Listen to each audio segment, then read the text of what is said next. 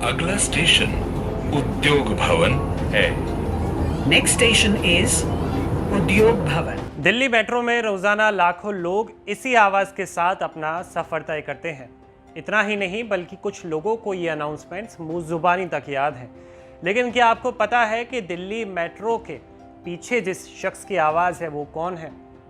दिल्ली की लाइफलाइन कही जाने वाली दिल्ली मेट्रो को जिसने आवाज़ देकर के अमर बना दिया है, वो शख्स यानी कि शम्मी नारंग से हमने खास बातचीत की है।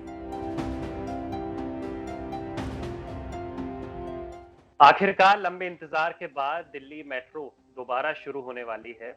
मेट्रो का जब जिक्र होता है तो मेट्रो की तस्वीर सामने आ जाती है और मेट्रो के अंदर जो अनाउंसमेंट होते हैं वो आवाज हमारे जहन में घूमने लगती है। जिस शख्स की वो आवाज है, दिल्ली मेट्रो की जान, दिल्ली मेट्रो की पहचान, वो शख्स शम्मी नारंग जी हमारे साथ है। सर, बहुत शुक्रिया आपने हमको समय दिया। Thank you so much ji. Sir, दोबारा मेट्रो शुरू हो रही है लंबे समय के बाद। मैं आपसे बातचीत तो हम करेंगे, पहले आप ये बताइए सर, कैसे कोलैबोरेशन हुआ आपका दिल्ली मेट्रो के साथ कि आपकी वॉइस उसमें जाएगी सर?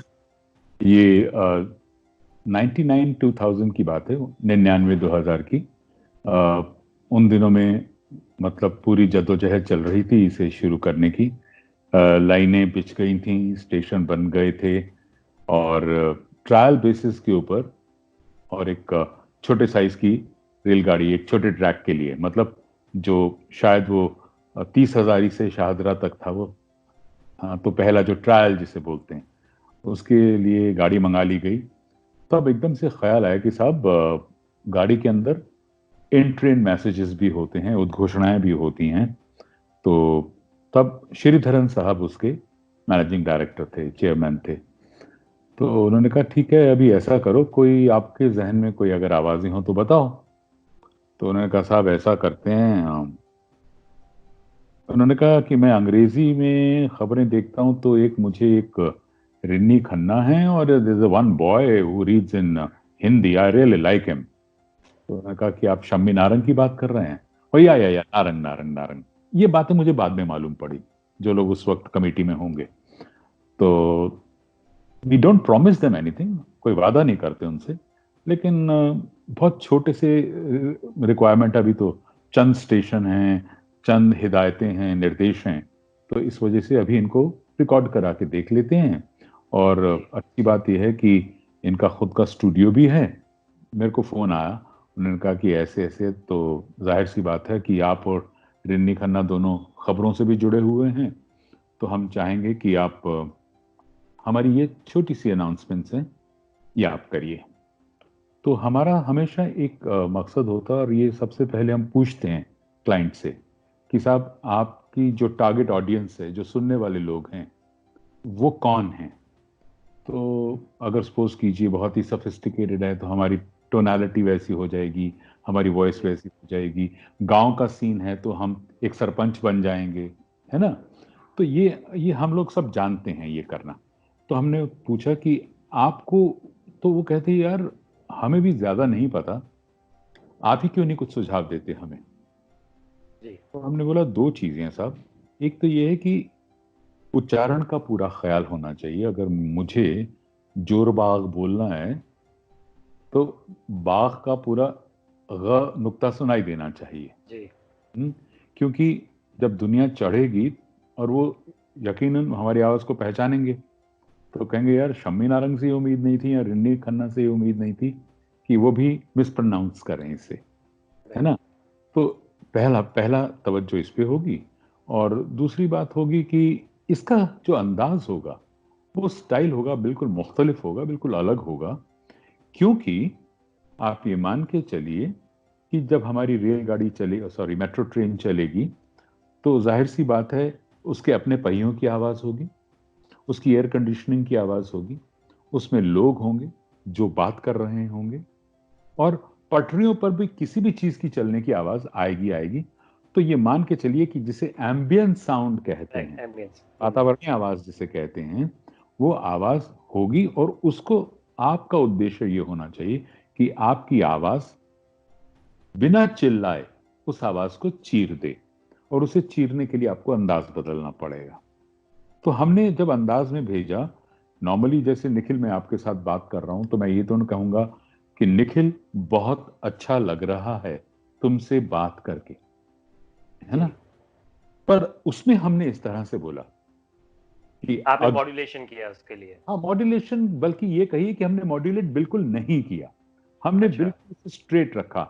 अगला स्टेशन 30,000 ही है, सर मुझे क्योंकि अभी लग रहा है मैं मेट्रो में हूँ सर। तो इसलिए कहा, ये सब इसलिए बोला ताकि जो यात्री है जो ट्रेन के अंदर है उसे एकदम से समझ आ जाए। स्पष्ट और एकदम। देखिए हमारे वॉइसेस का पहला असूल भी यही होता है कि अगर मैं निखिल से बात कर रहा हूं तो निखिल को मेरी पूरी बातचीत में कहीं ये ना कहना पड़ जाए सर दोबारा बताएंगे आपने क्या कहा। करेक्ट। हम मैसेज क्लियर जाना रोजमर्रा चाहिए। की जिंदगी में भी, आम बातचीत में भी कोशिश करते हैं कि सामने वाले को ये मौका ना दिया जाए कि वो कहे पार्डन प्लीज, कम अगेन, या फिर से सर कहे। फिर कितना समय लगा ये, क्योंकि आपने एक एक स्टेशन का अलग से किया होगा, दिल्ली में कई सारे स्टेशन हैं, कितना समय आपको लगा पूरा सर रिकॉर्ड करने के लिए? देखिए एक बात जहन में बिठा लीजिए कि जितने आप मैसेजेस सुनते हैं ट्रेन के अंदर, आप क्या सुनते हैं कि स्टेशन कौन सा है, अगला स्टेशन कौन सा है, दरवाजे दाईं दरवाजों से दूर। या बाईं ओर खुलेंगे, कृपया फर्श पर मत बैठिए, किसी भी संदिग्ध वस्तु को हाथ मत लगाइए, ये गिने चुने से मैसेजेस हैं। इसके अलावा ये जितने आप सुनते हैं ये पूरी रिकॉर्डिंग का सिर्फ 10% है। 90% अच्छा। हम बहुत सारे मैसेजेस और रिकॉर्ड करते हैं जो आपातकालीन मैसेजेस होते हैं।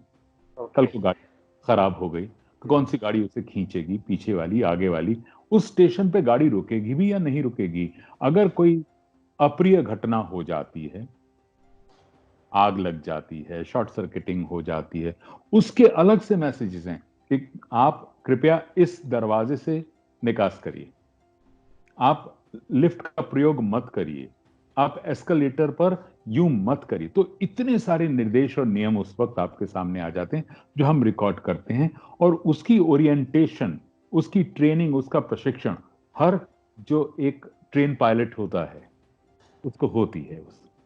तो वो खुद नहीं माइक्रोफोन उठा के कहेगा, उसको मालूम है जी। कि वो एकदम से वो अपना माइक्रोफोन दबाएगा, मतलब बटन दबाएगा और वो वाली उद्घोषणा अनाउंसमेंट हो जाएगा। सर बहुत अच्छा ही आपने दिलचस्प वाकया बताया। सर जब मैं पहली दफ़ा दिल्ली आया था, मैं दिल्ली के बाहर का रहने वाला हूँ, मेट्रो का अनाउंसमेंट सुना, कुछ समय मेट्रो में ट्रैवल किया, वापस जब गया तो मेरे माइंड में मेट्रो के अनाउंसमेंट थे कि दरवाजे बाईं तरफ अच्छा। खुलेंगे, अगला स्टेशन ये है। इसके अलावा सर जब मैं दिल्ली शिफ्ट हो गया तो जब 3-4 दिन हो जाते थे मेट्रो में बिना सफ़र किए, अजीब सा लगता था। मतलब मेट्रो में लगता था बीच-बीच में सफ़र करते रहना चाहिए, आपको बहुत कुछ सीखने को मिलता है। तो ये कुछ मेरी यादें हैं सर, आपकी क्या यादें हैं? आपने भी सफ़र किया होगा, मैंने क्या कुछ मैंने आपको याद आता है? आपकी तरह मतलब सच पूछिए तो 2-3 मर्तबा एक आम यात्री की तरह सफर किया, लेकिन टेक्निकल टीम कई बार आपकी अपनी रिकॉर्डिंग सुनाने के लिए जी। आपको ले जाते थे, ताकि हम लोग, क्योंकि टेक्निकली भी हम ही देखते हैं उसकी रिकॉर्डिंग के लेवल्स वगैरह, तो इस वजह से वो कहते थे कि मिस्टर नारंग कि आप हमारे साथ चलिए और आप खुद सुन के बताइए कि क्या जो अनाउंसमेंट आ रही है वो अगर कम सुनाई दे रही है तो वो प्रॉब्लम हमारी है या आपकी रिकॉर्डिंग की है। वैसे हमारी रिकॉर्डिंग की प्रॉब्लम नहीं होती कभी भी, क्योंकि हमारे लेवल्स बड़े सेट होते हैं हमेशा और इंटरनेशनल स्टैंडर्ड के होते हैं। ये कई बार क्या होता है, जो प्लेबैक का जो वॉल्यूम होता है वो थोड़ा कम होता है, तो उसको बता देते हैं कि साहब इसका आप डेसिबल लेवल थोड़ा बढ़ा दीजिए, अच्छा।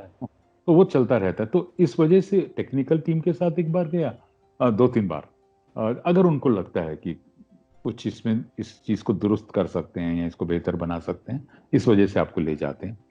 और 2-3 मर्तबा बिना बताए किसी को कि मैं कौन हूँ, एक मर्तबा मैं अपने भाई के साथ, वो जर्मनी से आए थे, वो उन्होंने वहां सुना कि आपके भाई की आवाज सुनाई देती है, आपके भाई की आवाज सुनाई देती है, तो कहने लगे यार हमें भी लेके चलो, हम भी सुनना चाहते हैं।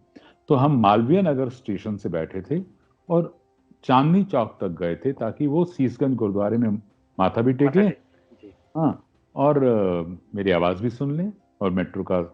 और लुत्फ़ भी उठा लें। सबसे जी। पहला तो जो लोग बाहर से आते हैं, ये आपको सुन के बड़ा गर्व महसूस होता है उस वक्त जब वो कहते हैं कि यार आपकी मेट्रो तो हमारे यहाँ से बहुत बेहतर है। तो क्या हुआ, जब मैं उनके साथ बैठा था, रविवार का दिन था, खाली थी गाड़ी, भरी नहीं हुई थी। उसमें मैं बैठ गया तो मेरे सामने एक माँ और एक बच्चा बैठ गए। तो मैं जो जो उसको मेरी आवाज सुनाई देती थी वो उसको रिपीट करता था, उसकी नकल करता था। जैसे मैंने कहा आई एन, वो पीछे से बोलता था आई एन ए। मैं बोलता था एम्स, वो बोलता था एम्स। तो ये सुनते सुनते फिर उसने बिल्कुल, क्योंकि एकदम ही सामने बैठा है ना और भीड़ नहीं थी तो सुनाई भी दे रहा था सब कुछ, और मेरा ब्रदर स्माइल कर रहा है। वाह यार बॉस, क्या मतलब अंदाज है आपका कि लोग, बच्चा बच्चा आपकी नकल करने की कोशिश करता है। तो उसने कहा मम्मा ये अंकल के कितने मजे होंगे कि ये ट्रेन में ही घूमते रहते हैं सारा दिन। ये आदमी है जो कहीं इंजन में बैठा हुआ है, आगे अनाउंस। सबसे पहले डब्बे में। So that was a very nice thing. तो ये जब सुनाई देता है इस तरह से कि लोग आपको डिस्कस करते, आपको लगता है कि आपने बस अनाउंसमेंट करी, इसमें कौन सी बड़ी बात है ना। पर फिर अब लगता है कि आप जब एक एक जमाने में जब आप स्कूल्स में, कॉलेजेस में एक विशिष्ट अतिथि बन के जाते थे, तो उसमें लिखा होता था here comes an popular news reader, है ना। अब ये कुछ नहीं है, अब बड़े बड़े बैनर्स लगते हैं, वेलकम मेट्रो अंकल। मतलब तो सर आपको क्या कहलाने में अच्छा लगता है, मेट्रो अंकल या न्यूज प्रेजेंटर? अब देखिए, मैं सिर्फ ईश्वर का यहाँ मतलब एक धन्यवाद करता हूँ इस बात के लिए, आभार व्यक्त करता हूँ कि मतलब जब दूरदर्शन छूट गया 2001 में, तो बोला कि तब भी ईश्वर का हम धन्यवाद आभार व्यक्त करते थे कि बहुत अच्छी बात है यार, आपने 20 साल हमको इस तरह की शोहरत, इस तरह की मकबूलियत, है ना, ऊपर वाले तूने दिलवा दी। पर मालूम नहीं था कि उसके छूटने के बाद फिर दूसरा अध्याय शुरू हो जाएगा। सर यहाँ एक चीज मैं आपसे पूछूंगा, आपकी लाइफ का सबसे बड़ा माइलस्टोन क्या था, जैसे कीर्तिमान कहते हैं, क्योंकि आप न्यूज प्रेजेंटर भी रहे हैं, बहुत कम लोग जानते हैं कि ये उसी शख्स की आवाज है। चलिए, मुझे जानकारी थी कि शम्मी नारंग जी की आवाज है। तो आपके लिए क्या सर कीर्तिमान था जो बदल गया चीजें सर? कीर्तिमान, पहले कोई कीर्तिमान नहीं पता था क्या है, लेकिन आप ही की तरह एक पत्रकार, एक बिटिया रानी मेरे पास आई, तो उन्होंने मेरी आंखें खोली। उन्होंने कहा कि कीर्तिमान जानते हैं आपका क्या है, जो कीर्तिमान कभी टूटेगा नहीं। मैंने टूटेगा नहीं, मैं समझा नहीं आपका मतलब। बोले सर, जब तक मेट्रो है और जब तक हुडा सिटी सेंटर का नाम हुडा सिटी सेंटर है, राजीव चौक का नाम राजीव चौक है, राजौरी गार्डन का नाम राजौरी गार्डन है, तब तक आपके बच्चों के बच्चों के बच्चों के बच्चे भी कहेंगे कि हमारे दादा के दादा के दादा की वॉइस है। डिजिटल वॉइस है, खराब होगी नहीं, तो ये तो चलती रहेगी, बदली जाएगी नहीं। तो ये कीर्तिमान इसलिए कह रही हूं क्योंकि ये कीर्तिमान कभी आपका टूटेगा ही नहीं। तब समझ आया, हाँ यार, ये तो कभी हमने रियलाइज ही नहीं किया इस बात को।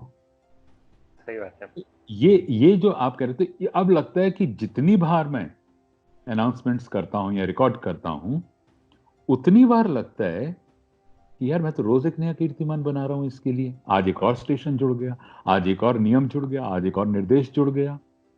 और अब जैसा कि आप बता रहे हैं कि पूरे देश में कहीं भी मेट्रो अगर चलेगी तो उसमें आपकी अरिनी जी की आवाज होगी। अगर हिंदी की अगर बात है तो ये बहुत अच्छी बात सर आपने बताई है। कुछ सर शायरियां हैं दिल्ली मेट्रो के अनाउंसमेंट पे, वो मैं आपसे शेयर करना चाहूंगा। मैं सोशल मीडिया पे एक वेबसाइट पे पढ़ रहा था। हाँ यार, बड़ा अच्छा लगता है सर तो कुछ इस कदर है, पहला बताता हूँ मैं आपको। अरे वाह, कोई दूर रहकर भी दिल के बहुत पास है। वाह, कोई भी दूर रहकर भी दिल के बहुत पास है, अगला स्टेशन हौस खास है।